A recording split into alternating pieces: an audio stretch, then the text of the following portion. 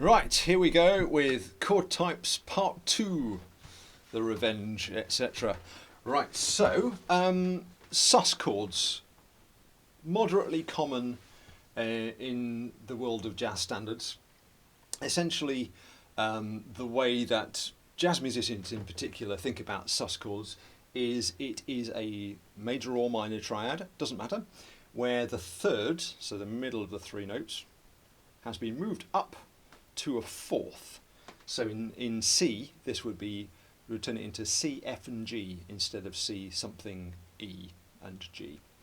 So in other words, it's not now a stack of thirds as we might expect from a normal chord type. So this is a standard C sus. And your ear might be telling you that it wants to resolve. So it's very kind of medieval and Baroque thing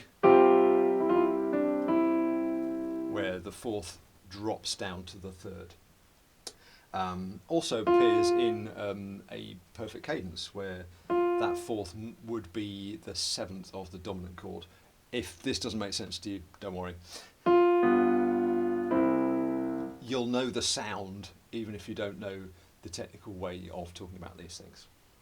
So, sus chords, we can have just the notes 1, 4 and 5 in our chord. You can also have a seventh, and this is usually a dominant seventh, so in this case it would be B flat up the top. And this has got a nice sort of floaty feeling, I think.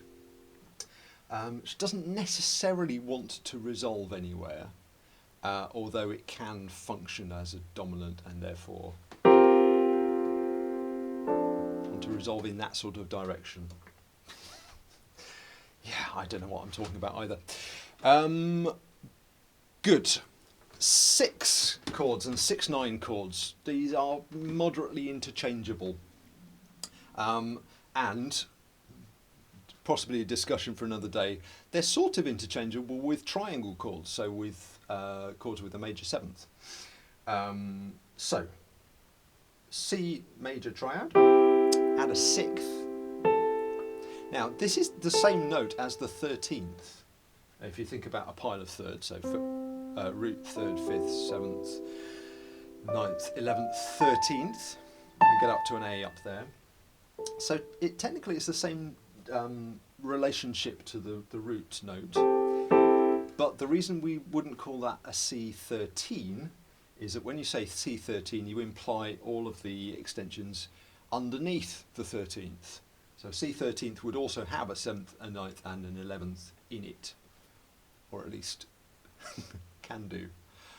Yeah, okay, this is getting a bit gnarly, and I agree that there's a lot of confusing stuff for the uninitiated. That's probably a very fair thing to say. It took me a long time sitting down with the examples and seeing other people's explanations of these before it really clicked. So if you're in that position, don't panic. That should be my slogan, shouldn't it? Right, so there's a C6,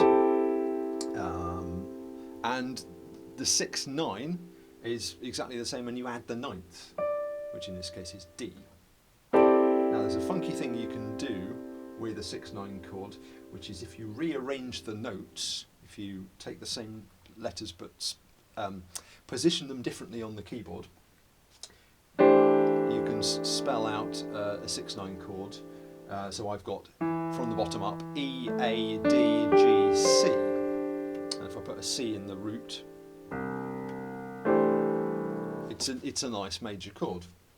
And the interesting thing for me about that is all of those intervals are perfect fourths. So it's got, as one of my old friends used to call it, the Broadway sound. That stack of fourths. Yeah, beloved by Broadway arrangers. Anyway, there you go. So there's your 6/9 chords. And you can have minor versions of the same thing. So minor 6 chord is a minor triad with a major 6th on top. We don't tend to call it minor brackets major 6. That's redundant. It's just minor 6 chord. a chord with a minor sixth on top. Oh, is that the X-Files? Anyway, would be a minor, C minor brackets minor 6. Yeah, I know. These are all conventions, and they've largely come out of common practice and in terms of what's most common, really.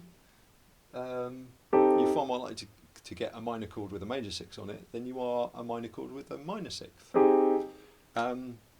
So I guess the terminology stuck for that one. All right, and again, you can put the 9th on the top. So this is very close to what I consider to be the Bond chord. You know, that lovely guitar chord at the end of your James Bond theme. Which isn't the same, but it just reminds me of it. It functions in the same kind of way. Okay, next on our list, we're nearly there, promise. Inversions. So any chord can be inverted, and in a classical sense, where you've usually got only 3 or 4 notes, you would take the bottom note and move it up to the top to invert it once, and then you do that again for the second inversion, and then if you've got the option, you could take the last note and raise it to the top for your third inversion.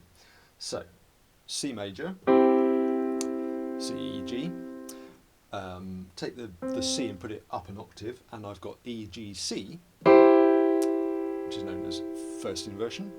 Take the E to the top, now we get G, C, E, that's your second inversion. Now, jazz theory says you don't need to worry about all that.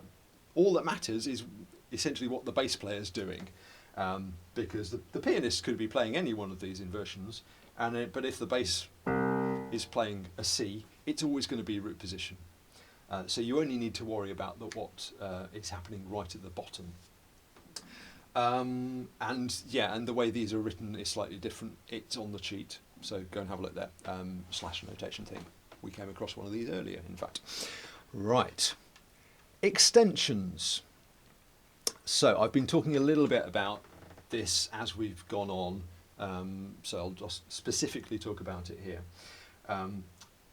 The root note, the 3rd, the 5th, and the 7th, usually considered like the core of what the chord is all about. Everything from then onwards, 9th, 11th and 13th, are generally considered extensions. They're the extended version of the chord. If you are, I've got a nice example here. So, Girl from Ipanema starts with an F chord with a G in the melody line. There's your F, and there's the G. So we could consider that the 9th of the chord. And I'm sure in lots of charts for that tune, it's not written as just F, but it is written as F and then some kind of 9th.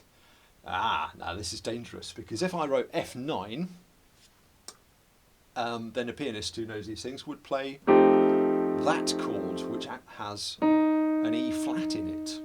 So 9 on its own. Unless you tell us not to, we're going to play a dominant 7th, because dominants are so important and so wide-ranging. If I want that chord, which is the one at the start of Girl from Ipanema, then I would have to specify that it is an F chord with a major 7th and a 9th.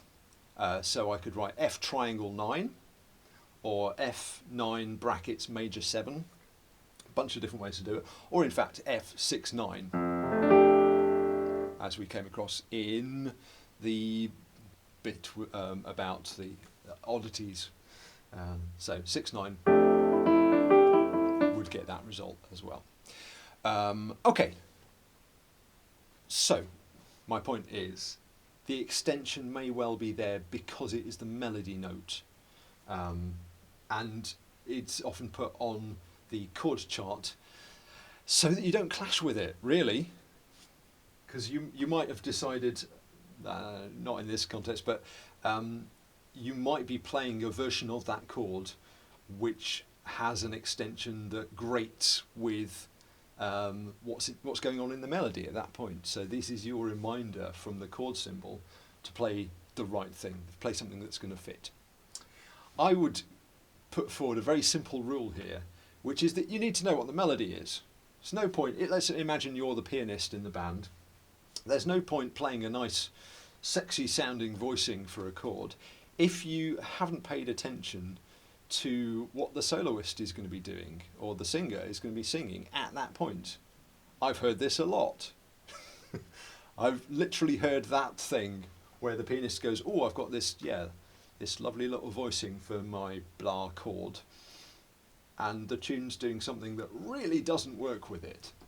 So, yeah, watch out for that scenario, and then you'll hopefully giggle when you find yourself falling foul of that exact thing. Good. So I talk a little bit about the altered dominant.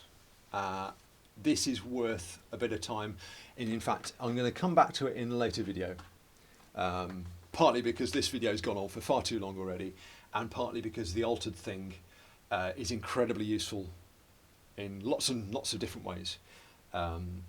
So there's your little teaser to make sure you stay tuned and come back when I've got round to recording my magnum opus about altered dominants. Okay, so there's all your chord types. Reminder, they can start on any of the 12 degrees. They can be spelt in lots of different ways. Get hold of some really old chord charts and notice what the arrangers, how they wrote out chords. It might surprise you sometimes. I bet I haven't even thought of some of the hackneyed old ways of doing stuff where I now look at them and go, what are you thinking? Just put a triangle there or a circle with a slash through it. It's far easier. Good. Good luck with all this. As ever, if you need further clarification on any of these points, hope you realise I'm more than happy to talk the hind legs off a donkey about all of it. So yeah, give me a shout and I will happily talk you through it, find an angle that works, that makes sense. Good luck, happy jazzing. Bye for now.